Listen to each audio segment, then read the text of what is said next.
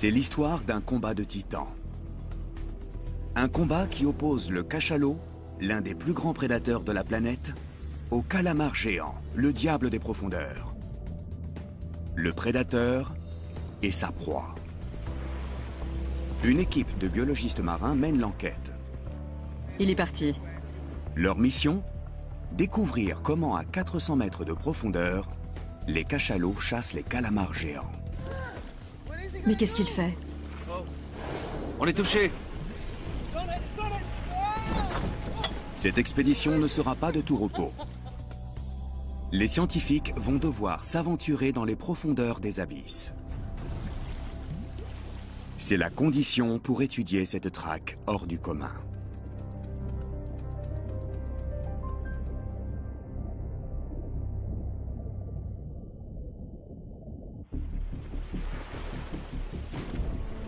Dans le golfe de Californie, un groupe de chercheurs va tenter de fixer une caméra sur un animal mythique. Le grand cachalot. Sa proie préférée, le calamar géant. Un énorme céphalopode vif comme l'éclair. La chasse a lieu à plusieurs centaines de mètres de profondeur. Personne n'y a jamais assisté. C'est l'un des grands mystères de la nature. Le filmer serait une avancée considérable. C'est bon, c'est bon, c'est bon. Avance un peu plus. Avance un peu plus. La tâche ne va pas être facile. Il faut que ça tienne. Mince. Ça ne marche pas notre truc. Ça ne marche pas du tout. On était parfaitement placés, c'est trop bête.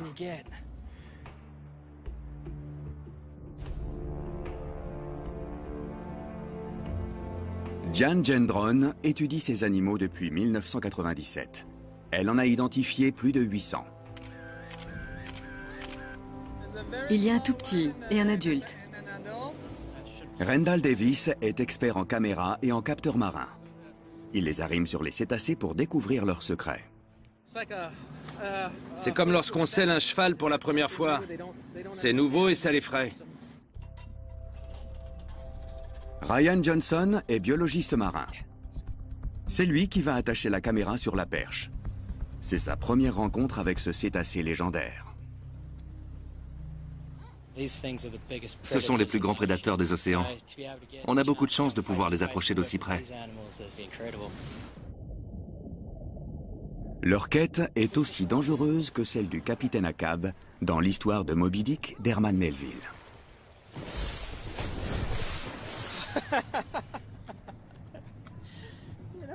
Ces cachalots sont vraiment énormes. On se croit très fort, mais on n'a même pas réussi à en marquer un petit.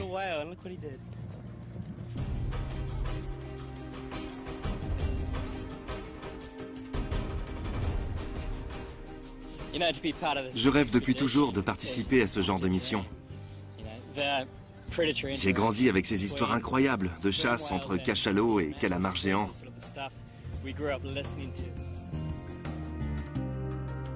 Le golfe de Californie est un vrai paradis pour les cétacés. Les recherches vont se concentrer autour d'une petite île, San Pedro Martyr. L'équipe a une semaine pour localiser et marquer à la fois les cachalots et les calamars géants.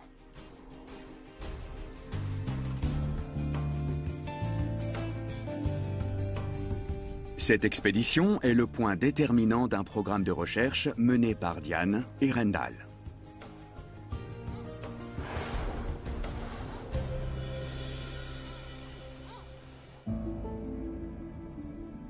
Il y a quelques mois, les scientifiques ont équipé 5 cachalots de capteurs électroniques. Ils ont enregistré leurs déplacements, la profondeur et la température de l'eau. C'est Bill Gilly qui a marqué plusieurs calamars géants. La compilation des données a fait surgir une énigme. Les céphalopodes passent toute la journée à 400 mètres de profondeur. Et le soir, ils remontent vers la surface. Les cachalots adoptent un autre comportement. Ils plongent de jour comme de nuit à cette profondeur. C'est leur zone de chasse. Mais qu'est-ce qui pousse les cachalots à chasser par 400 mètres de fond plutôt que d'attendre la nuit que les calamars remontent? Pour répondre à ces questions, les scientifiques ont décidé d'installer une caméra sur le dos d'un cachalot. L'avantage des données visuelles, c'est qu'elles nous permettent d'appréhender les subtilités du comportement des animaux. Sans elles, ce serait incompréhensible. Rendal attend beaucoup de cette nouvelle technologie.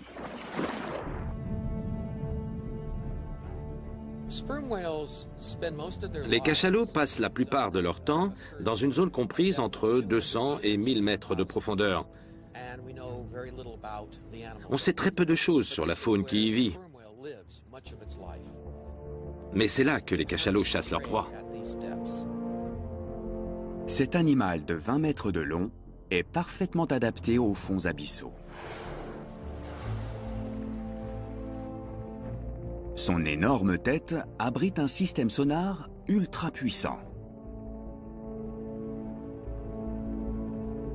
C'est une masse de tissu adipeux, appelée organe du spermacétie. Elle lui permet de produire des impulsions sonores, appelées cliquetis ou clics. Chaque impulsion est amplifiée par une série de lentilles acoustiques. Celles-ci concentrent le signal en un faisceau directionnel. Aucun animal au monde n'émet de son d'une telle intensité. Les clics peuvent avoisiner les 230 décibels. Les cachalots communiquent entre eux à des kilomètres de distance. Ils peuvent également localiser des objets, en écoutant leur écho. Ainsi, même dans les fonds privés de lumière, le cachalot perçoit son environnement grâce au son et peut traquer ses proies. Le calamar est lui-même un prédateur hors pair. Il pèse en moyenne 50 kg pour 2 mètres de long.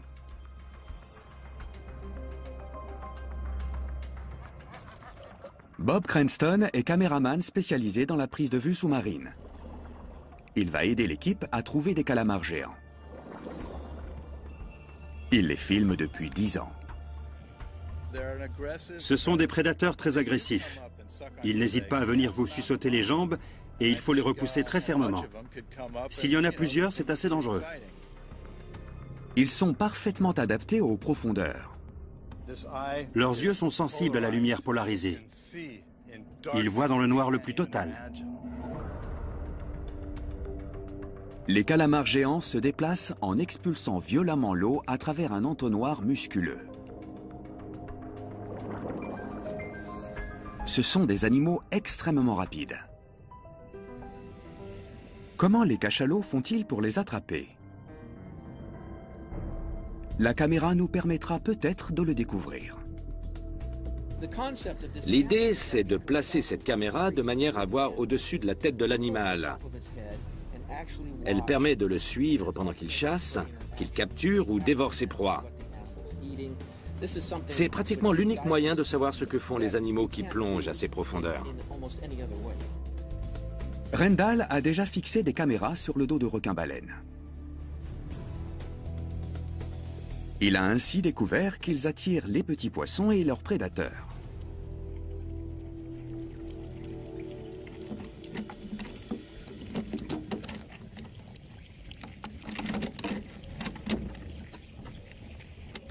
La caméra est un concentré de technologie.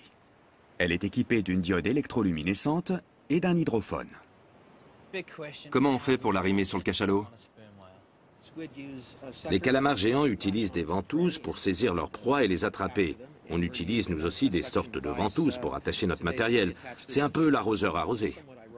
On va la coller sur notre proie. Oui. Cette approche n'a que des avantages.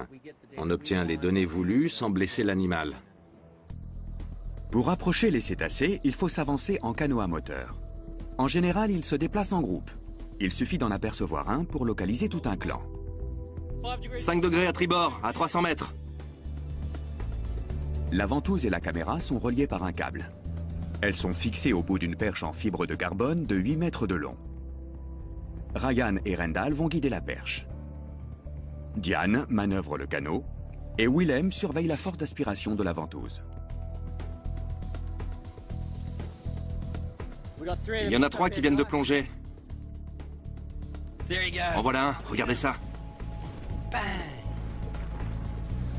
Lequel est le plus proche? L'équipe est tendue. Comment les cachalots vont-ils réagir?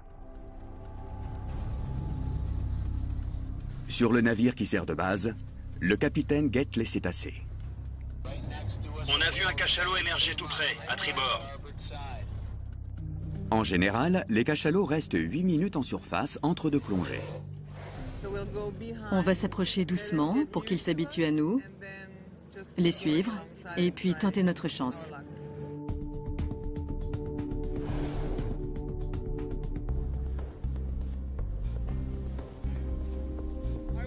On est prêt? Je pense que oui. C'est bon pour toi? Reste là. Attention à ne pas le toucher. Ne bouge pas. Il est parti.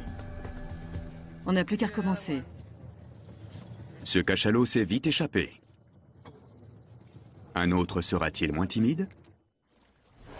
Un deuxième candidat émerge à 100 mètres de là.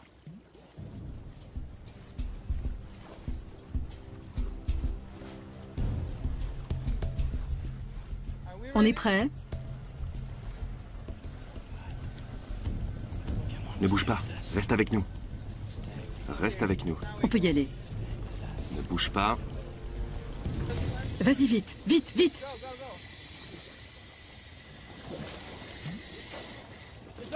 Ça y est! Ça va? Ouais. La deuxième, c'était la bonne. On a eu du bol. Une sacrée veine, oui. Le voilà! Il aime pas ça. Je n'ai pas vu la caméra. Elle est puissante, cette ventouse. C'était énorme. Je crois que c'est bon, là. Oui, c'est bien accroché. C'était vraiment magique. On s'était fixé une mission et en 20 minutes, on l'a menée à bien. L'inconvénient, c'est que ça ne plaît pas au cachalot. C'est juste une ventouse, mais ça le gêne.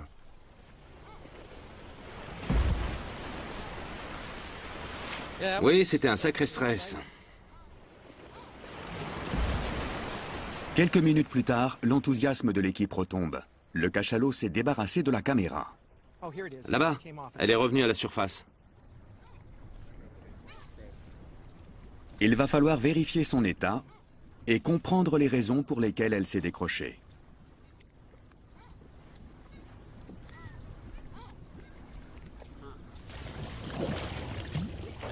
Il faut revenir à bord pour vérifier que la ventouse fonctionne.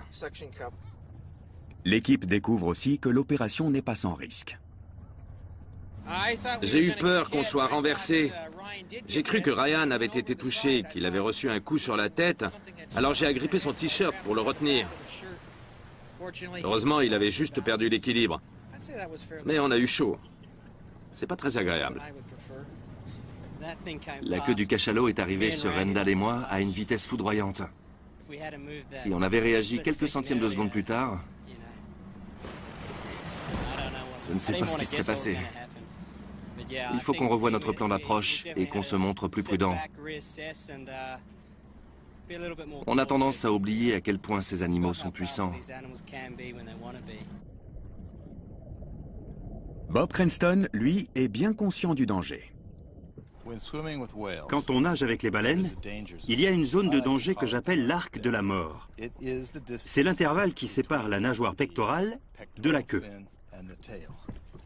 Si vous vous retrouvez entre la pectorale et la queue et que celle-ci fouette l'eau d'un mouvement latéral, elle peut vous arracher la tête, vous briser la poitrine ou vous casser les côtes. Bref, vous faire passer un sale quart d'heure. C'est ça l'arc de la mort. Ça ne va pas être facile de trouver un autre cachalot. On va en trouver près de l'île, c'est sûr et certain. San Pedro Martyr est une île volcanique. Les eaux qui l'entourent comptent parmi les plus riches du monde. Cet océan est très prolifique parce qu'il est froid. L'eau froide contient plus d'oxygène. En plus, le coefficient de marée est très puissant. Avec le mouvement de la mer, les nutriments sont remués 2 fois par jour.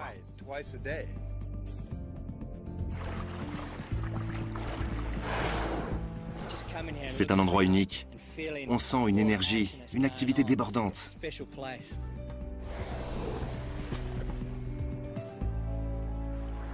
Le golfe de Californie abrite au moins 20 espèces de baleines et de dauphins. On peut y apercevoir de grands bancs de globicéphales ou baleines pilotes. Les baleines bleues et les baleines grises viennent se reproduire ici. Et les dauphins pullulent. Une aubaine pour les spécialistes des mammifères marins. Diane passe énormément de temps en mer. Elle cherche à comprendre la place des baleines dans cet écosystème. Ce sont des animaux gigantesques, mais on peut les approcher de très près. Ils tolèrent votre présence. Il est là, juste là. Vous le voyez? Regardez, on voit sa mâchoire inférieure. Elle est toute blanche. Il nous a aperçus à la dernière minute. Il a tourné et il a plongé, comme un gentil géant.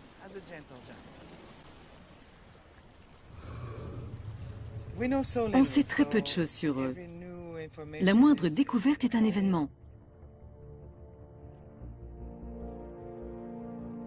Les cachalots sont très nombreux dans le golfe, plus d'1 millier. Mais pourquoi? Il y a une forte concentration de calamars géants dans cette zone. C'est sans doute pour cela qu'on trouve autant de cachalots dans le golfe.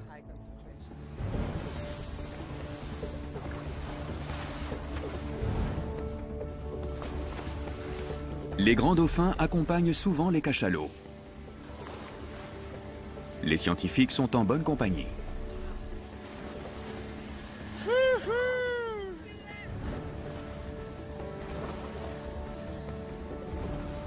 Il a fait un saut périlleux. Diane veut examiner la composition chimique de la peau des cachalots. Elle saura ainsi ce qu'ils mangent. C'est parfait là. C'est le bon moment. Les cachalots muent régulièrement. Ryan a de la chance. C'est lui qui va aller ramasser des échantillons de peau. C'est la première fois que je vais plonger avec des cachalots. Je suis très content, mais c'est quand même un peu angoissant. Ce sont de gros animaux.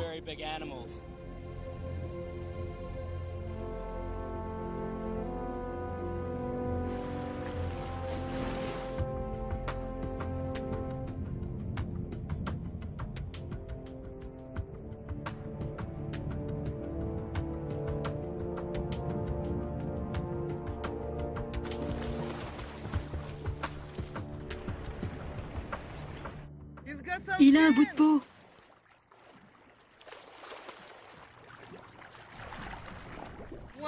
Et un gros morceau en plus. C'est formidable, Ryan. Je l'ai approché par derrière. C'était super. C'est parfait. Parfait. C'était génial de nager avec eux. J'ai sauté et j'ai suivi 2 ou 3 individus. Il y avait même un petit. C'est un sentiment indescriptible. C'est incroyable. Voilà à quoi ressemble la peau de cachalot. Elle est très sombre et très dure. On va analyser ce bout de peau. Il nous permettra de savoir si leur régime alimentaire a changé. D'après les recherches de Diane, cette population de cachalots se nourrit presque exclusivement de calamars géants. Un grand mâle peut en dévorer 350 en une journée. Il faut approcher les mâles avec prudence. Ils sont 2 fois plus gros que les femelles. Et ils peuvent se montrer agressifs. Je ne sais pas comment il va réagir. C'est un peu dangereux. C'est un grand mâle, comme dans Moby Dick. Très vite, le cétacé les détecte.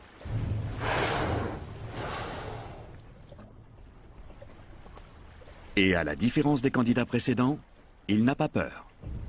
Au contraire, il les toise.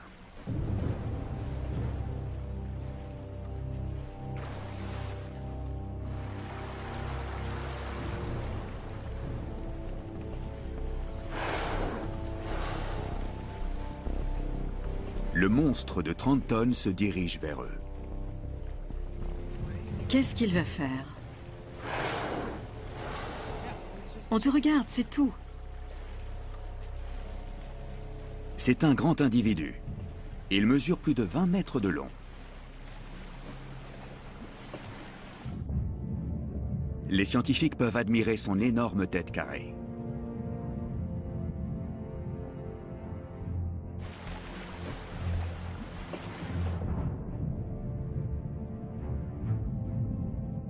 La peau des cachalots est très caractéristique. Elle est ridée. Il s'éloigne. Il était simplement curieux. Il est parti. À tribord. Il vient vers nous. Deuxième jour de la mission. L'équipe se trouve au milieu d'un cercle très animé. Ils sont énormes. Il y en a 3, là, là et derrière.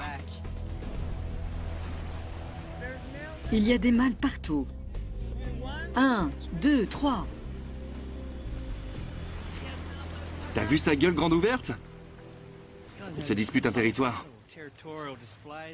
Mieux vaut ne pas tenter de les marquer. La réaction d'un grand mâle pourrait être plus violente, puisqu'ils sont 2 fois plus grands. Et je ne pense pas qu'on ait envie de voir ce que ça donne. Tu sais pourquoi Diane ne veut pas arrimer de caméra sur un mâle? Elle a peur qu'il revienne nous agresser. C'est vrai? Mais oui, bien sûr. Oui, ils sont dangereux. Si on tente le coup sur un mâle, il y aura seulement une plus grosse queue qui tentera de nous faire chavirer. Mais qu'elle soit grande ou petite, de toute façon, si elle nous frappe, on boira la tasse. Au fond, ça ne fait pas de grande différence. Je suis catégorique, pas de mâle. On ne sait pas comment ils peuvent réagir. Ils continuent donc de chercher des individus de taille plus modeste. Mais même un petit cachalot sera toujours aussi grand que leur canot.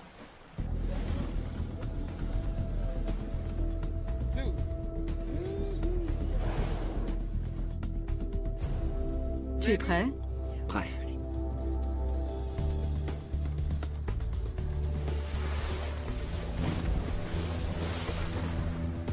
Il faut tenter notre chance. On a loupé notre coup. On y retourne. On va chercher un autre groupe. Au moins, ils ne reviennent pas nous attaquer. La ventouse est moins agressive qu'un harpon, mais elle est beaucoup plus difficile à fixer au dos de l'animal. Il va plonger.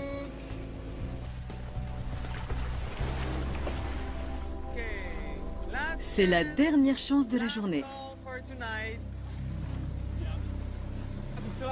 Avancez.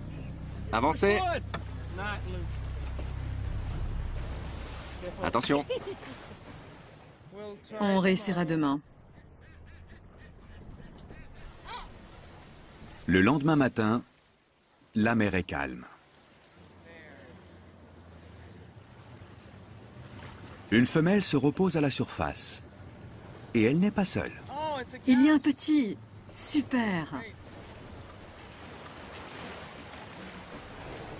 La mère se prépare à plonger.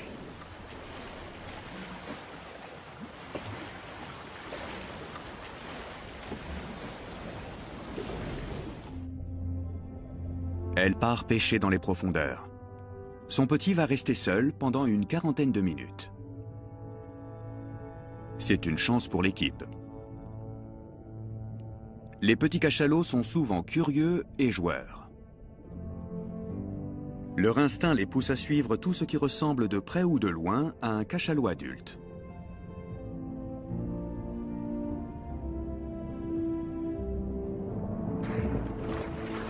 Ce petit pèse déjà 1 tonne et mesure 4 mètres de long.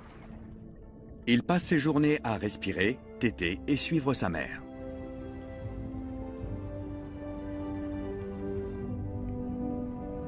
La mère et son petit rejoignent maintenant le groupe. Mais il se produit quelque chose d'inhabituel. Les cachalots se rapprochent pour nager de concert. Diane a déjà vu ce type de comportement.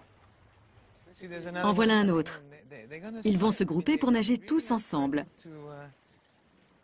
C'est une façon de se retrouver.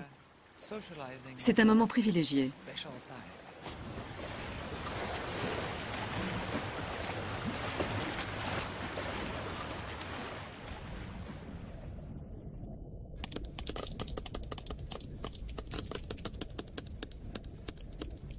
Les cachalots semblent apprécier ce contact étroit. Ils roulent les uns sur les autres. C'est un véritable concert de clics. L'un de ces sons s'appelle coda.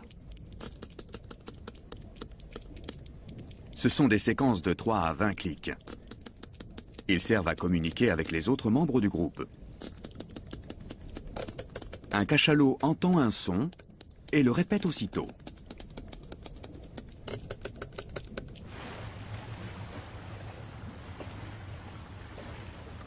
Les scientifiques ont analysé ces séquences. Ils ont découvert que leur schéma correspondait à celui d'une conversation. Que se disent-ils? On l'ignore encore. Ils ont envie de jouer. Regardez-les.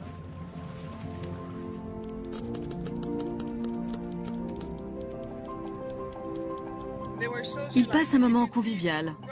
Ils batifolent, ils se frottent les uns sur les autres. On voit des têtes et des queues émerger. C'est dans ces moments-là qu'ils émettent des codas. Et là, on a vraiment envie d'aller sous l'eau, voir ce qui se passe. Mais pourquoi ils font ça? C'est le petit, je crois qu'il avait envie de jouer.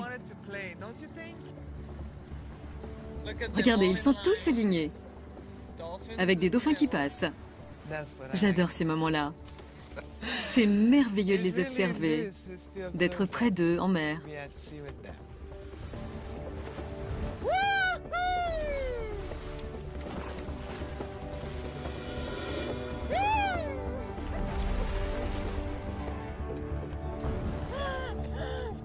C'est le bonheur ce matin.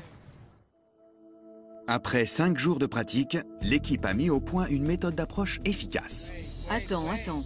Reste à trouver le bon cachalot. Plus près de la tête, encore. Non. Allez!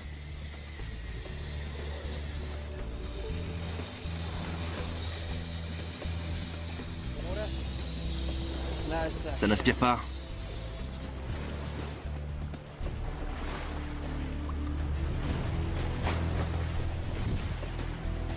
Ça y est! Non, elle s'est détachée. Mince. L'équipe est fatiguée. La perche elle-même commence à montrer des signes de faiblesse. Elle est cassée.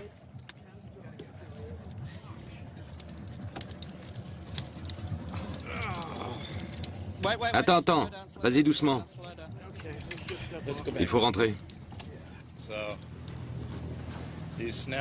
Ces cachalots ont cassé ma perche en fibre de carbone. C'est assez impressionnant parce que c'est vraiment difficile à casser. Maintenant, la perche ne fait plus 8 mètres, mais 6. Ça veut dire que Ryan sera encore plus près de l'arc de la mort. Et il ne sait même pas ce que c'est. La perche brisée n'est pas la seule surprise de la journée. Il se passe quelque chose près de la surface. Des centaines de mouettes plongent dans l'eau. C'est un immense banc de sardines. Bob veut filmer cette intense activité. C'est une aubaine. Il y a des chances qu'ils disparaissent à notre arrivée. Mais si on arrive à temps, je pourrais peut-être faire quelques plans.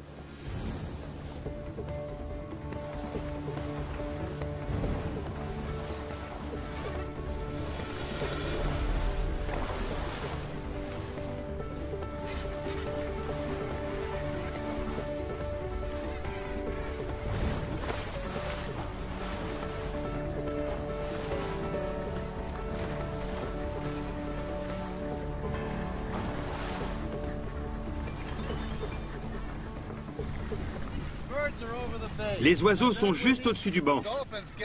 Quand les dauphins vont arriver, ils vont faire remonter les sardines et les mouettes auront leur chance. Nous aussi, peut-être, si on est assez rapide. Ils vont passer près de nous à 100 à l'heure.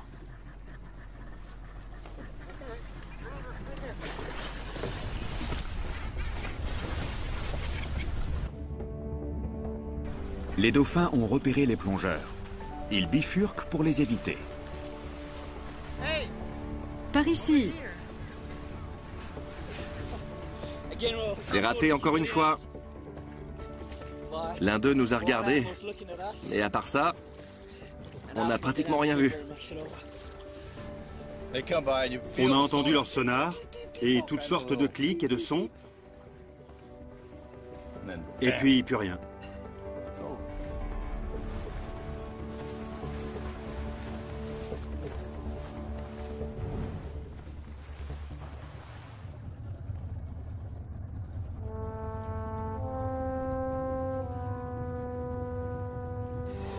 La nuit tombe. Bientôt, les calamars géants vont remonter à la surface pour se nourrir. Ryan veut équiper l'un d'eux d'un capteur. Mais pour cela, il faut d'abord l'attraper. Ça tombe bien, Bob est un expert. Un vrai pêcheur ne révèle jamais tous ses secrets, mais en voici quelques-uns. D'abord, on allume des torches. Et ça, c'est un leurre. Il est phosphorescent. Tu la charges à la lumière? Oui, on la charge à bloc et on la met à l'eau. Et voilà le bout de la ligne. Prends-la. Super. C'est ainsi que les Mexicains pêchent le calamar.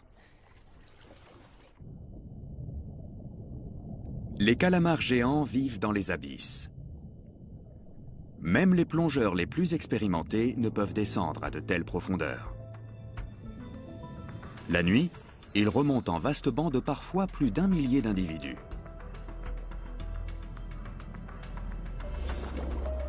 La croissance de cet animal vorace est extrêmement rapide.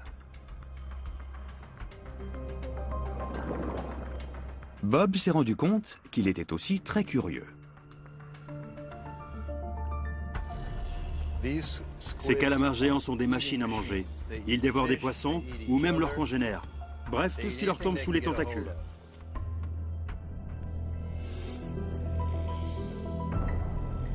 Leurs puissants tentacules sont équipés de ventouses.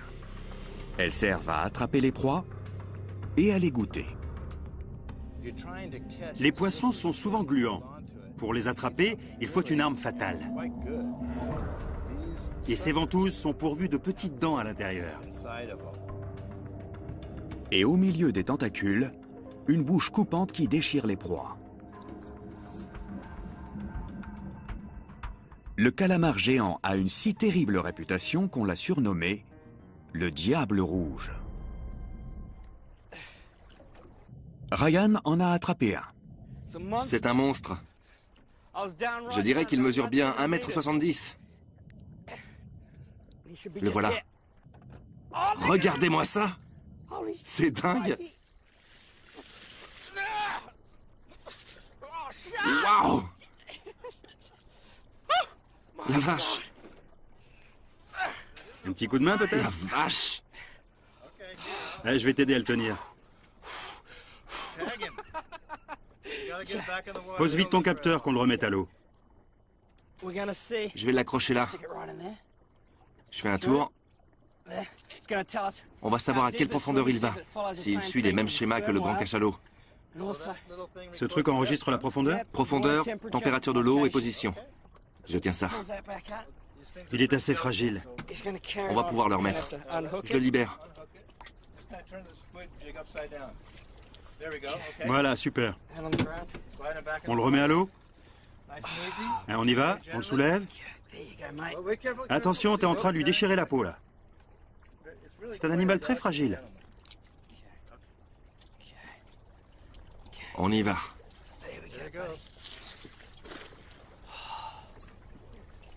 Allez, c'est parti. Il ondule, c'est bon.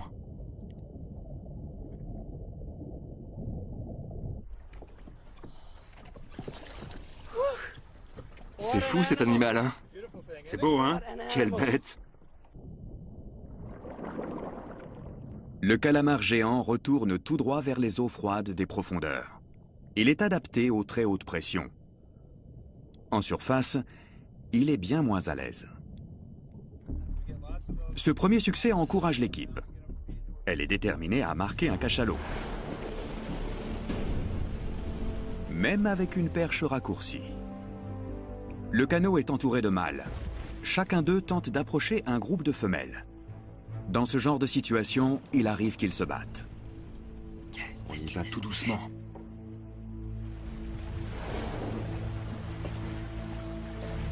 L'un des grands mâles se détourne des autres. Le canot semble l'intéresser. Tu t'approches de nous? Je ne suis pas rassurée.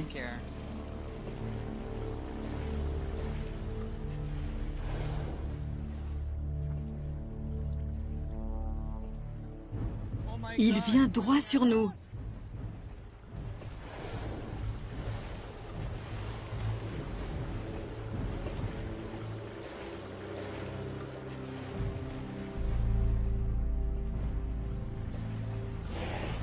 Il veut passer à côté.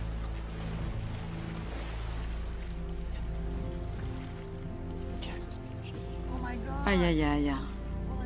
Ah non, mon Dieu. Oh. Mais qu'est-ce qu'il fait? Il nous a touchés. Non, non, non, ça va. Ça va?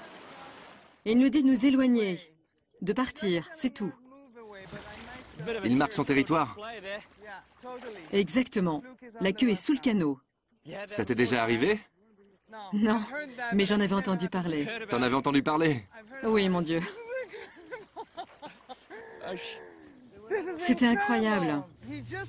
C'est fou, il s'est approché et il nous a poussés doucement, comme pour nous dire « restez à distance ». Il n'y a rien d'autre à dire.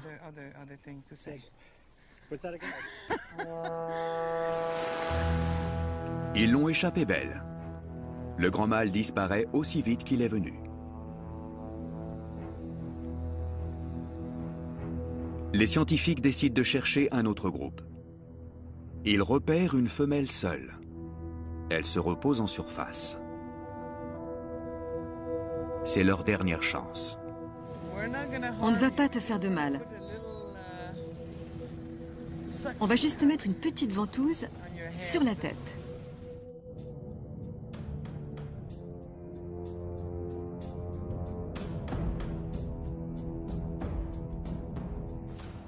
Encore quelques secondes.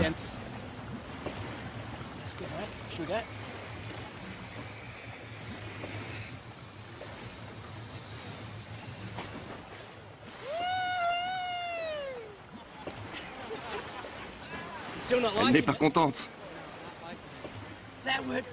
Ça a super bien marché. On a trouvé le bon cachalot au bon moment. C'était très facile. Ce cachalot ne s'y attendait pas. C'est le premier de la journée. Avec un gentil géant, c'est facile. Mais quand on essaie plusieurs fois et que ça ne marche pas, c'est rageant. Mais là, ça ne s'est pas décroché. Ouais, c'est génial. Bon, qu'est-ce qu'on fait maintenant, Rendal? On en équipe un autre? Non, avant ça, il faut localiser cette caméra. Elle a un émetteur satellite et radio. On pourra la récupérer dès qu'il remontera, d'ici 24 heures.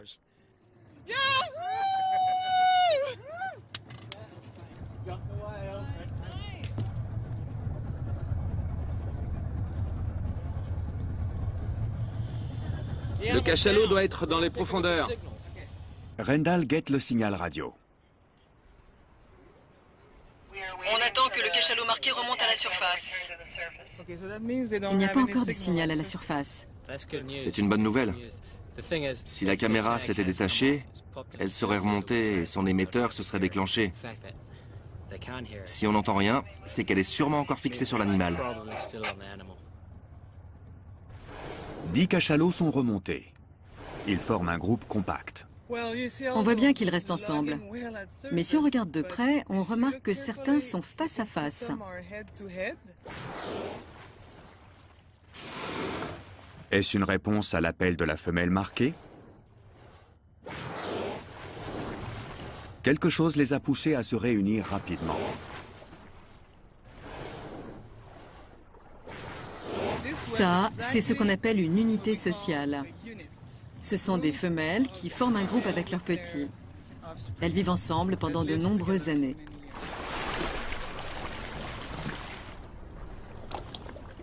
Quelques minutes avant le coucher du soleil, Diane repère la caméra. Là-bas. Ouais, je la vois. Elle est juste là.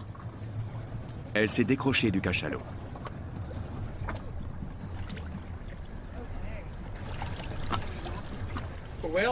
Elle est restée en place pendant 1 heure. Pour un premier essai, je suis plutôt satisfait. Quand ça marche, on est à la fois heureux et surpris.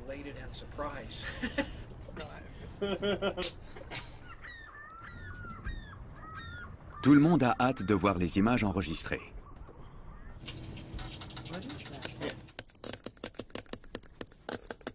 Les données indiquent que la femelle a plongé à 300 mètres. Elle s'est déplacée à une vitesse de 3 km/h. La diode illumine le plancton qu'elle a croisé en chemin. L'écran est quasiment noir. Mais l'hydrophone a enregistré une foule de sons. Une chose est sûre, ces sons sont des codas. Ce ne sont pas de simples clics. Les codas permettent aux cachalots de communiquer entre eux.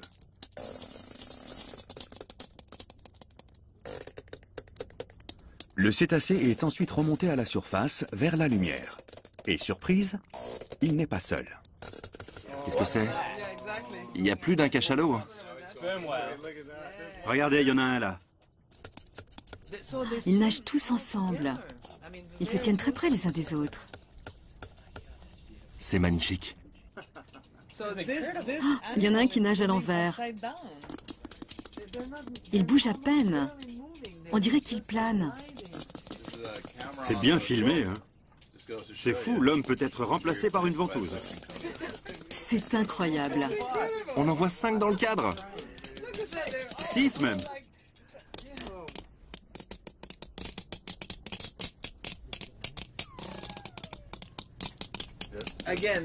Et encore des codas. Ils se sont rapprochés parce que cette femelle a un problème. Ils sont venus pour l'aider. L'autre cachalot se tient vraiment tout près d'elle.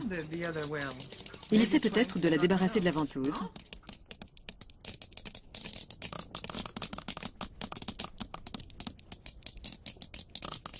La caméra a eu le temps de filmer 1 heure.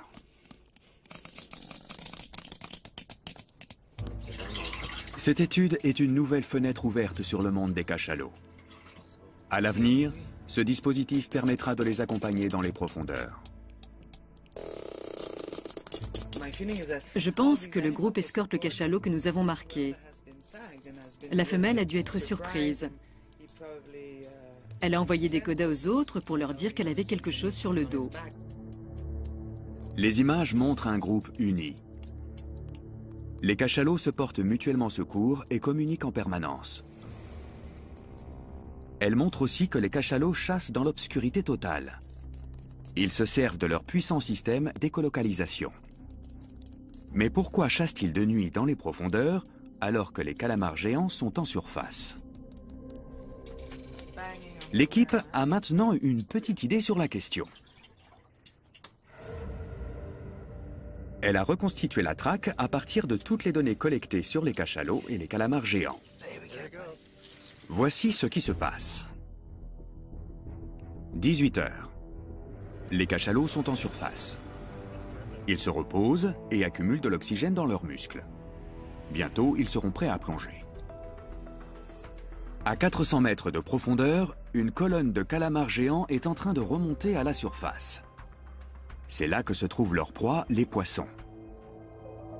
Chaque nuit, les poissons des profondeurs remontent pour se nourrir de plancton.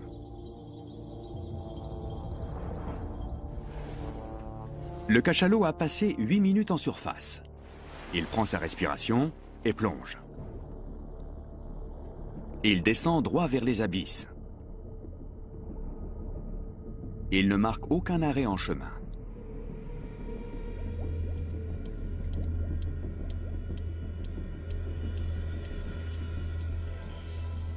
Près de la surface, les calamars géants chassent les poissons. C'est une activité épuisante car ils supportent mal cette eau trop chaude pour eux.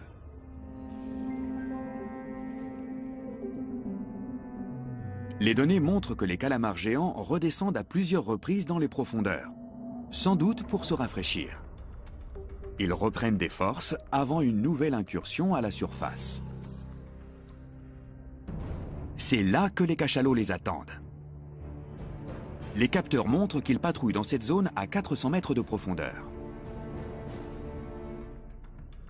Ici, le taux d'oxygène est extrêmement bas. Il n'est que de 10% par rapport à la surface. Et c'est un problème pour les calamars géants.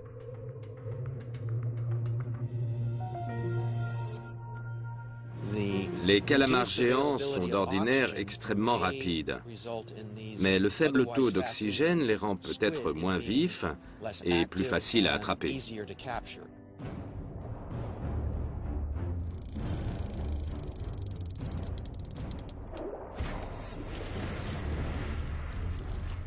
Les cachalots s'attaquent donc à eux quand ils sont les plus vulnérables.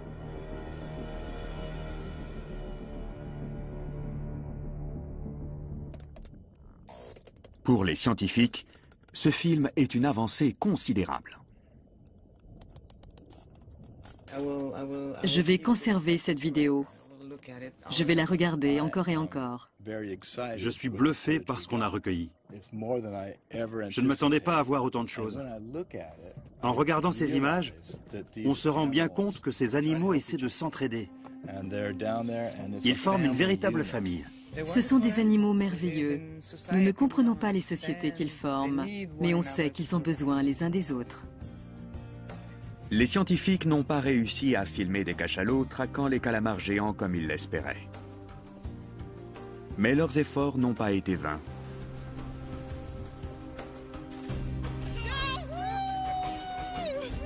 Leurs images sous-marines témoignent de l'incroyable solidarité de ces grands mammifères. De temps en temps, on a la chance de découvrir quelque chose d'inédit, quelque chose que personne n'avait jamais vu.